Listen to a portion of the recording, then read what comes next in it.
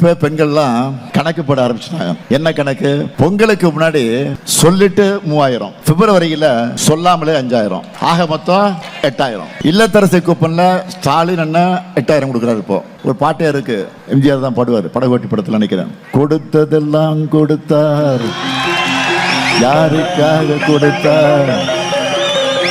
கொடுத்ததெல்லாம் கொடுத்தார் ஸ்டாலின் அண்ணா, யாருக்காக கொடுத்தார்? ஒருத்தருக்காக கொடுத்தார், ஒட்டுமொத்த தமிழ்நாட்டு பெண்களுக்கும் கொடுத்தார்.